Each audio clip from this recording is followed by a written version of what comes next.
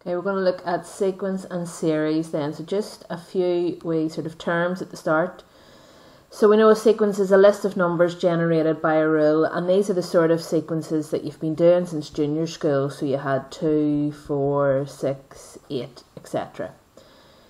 Series then is the summation of a sequence of numbers. So if we take the 2, 4, 6, 8 that we had in the first wee bit there of sequence, if we just put a plus in between them, that becomes a series. And then a term is just one of the numbers in the sequence or the series. So we have to look at a few different types of sequence and series. So the first one we'll look at then is the arithmetic series, and you'll sometimes see them called AP's arithmetic progression. So this is a series in which the difference between each term is constant. And again the notation here, a term will give the letter U. So the first term would be U1, second term U2, and so on down to the nth term UN. And our first term gets the letter A, where A is a constant. Our second term then is A plus D, where this is our common difference. Okay, so D is the common difference.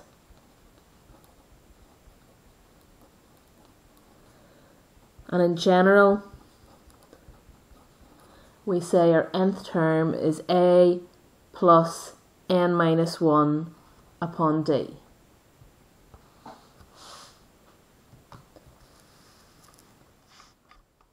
The first example then. Find the 50th term in the AP, 4 plus 6 plus 8 plus 10 plus, and then etc.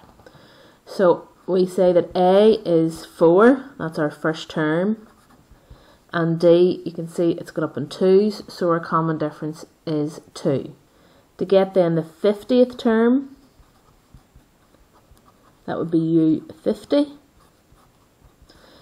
it's going to be A plus 49D. So using this formula here, A plus n minus 1 upon D. So A is 4, D is 2, putting all that in, we get the 50th term is 102. Okay, our second one then, find the number of terms in the series 47 plus 40 plus 33 plus 26, etc. and down to minus 58 minus 65. Okay, so A is 47, our first term. Our common difference D is minus 7, so this is going down in 7, so D is minus 7, and their nth term is minus 65. So remember our formula, the nth term is A plus n minus 1 upon D. Putting in all our values then, we get minus 65 equals 47, and I'm just going to bring the D to the front. So we get minus 7 upon n minus 1. And now all we have to do is solve this equation to find n.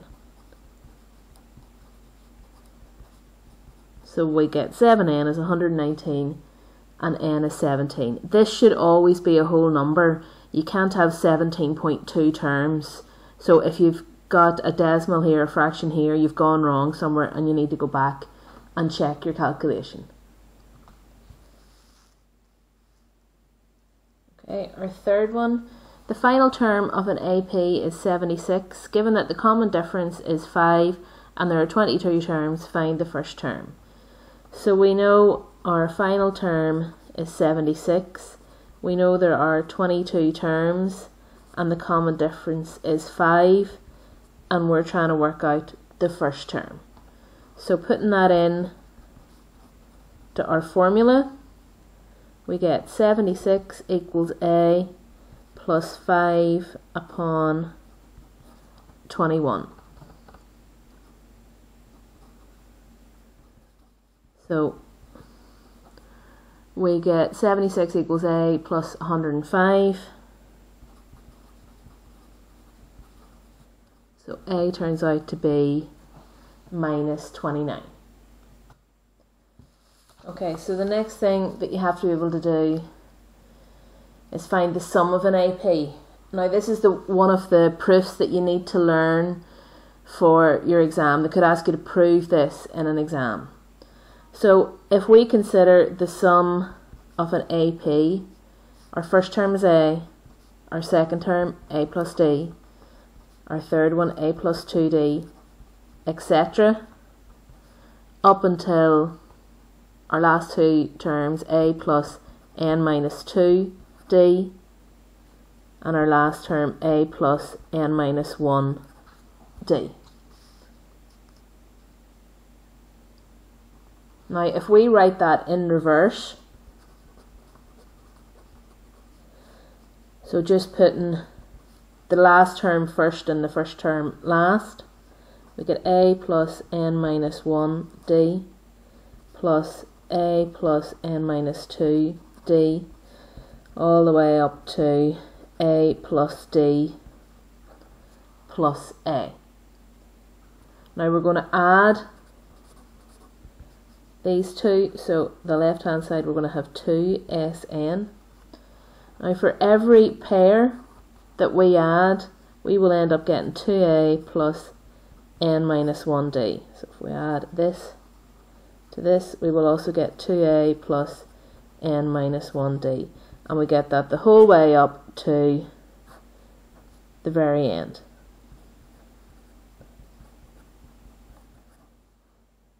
So if we have n terms, we can say we have n times 2A plus n minus 1D. So that's 2 times the sum.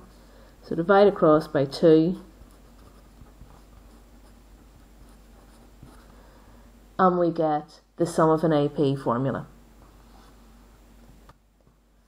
Okay, so using that to find the sum then of an AP. So what's the sum of the first 31 terms in this AP?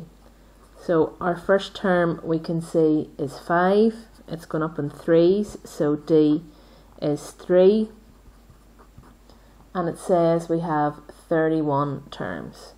So the sum of 31 terms is going to be 31 over 2 upon 2 times 5 plus n minus 1 is 30 times D, which is 3.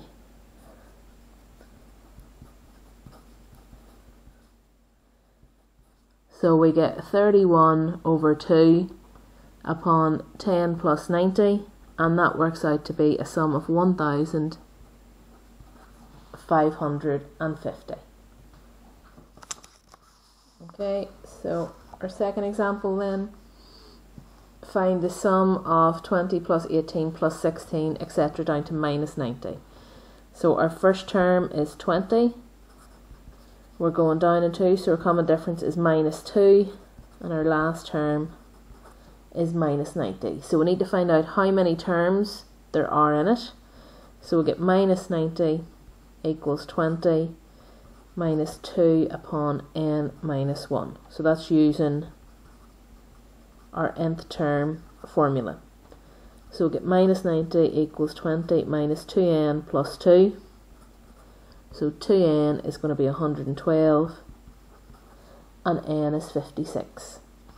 So now we want to find the sum of the 56 terms. So it's 56 over 2 upon 2a, which is 40, plus n minus 1, so that's 55 upon d, which is minus 2. So we get 56 over 2, and we work out that bracket, we get minus 70, and we get the sum is minus 1,960.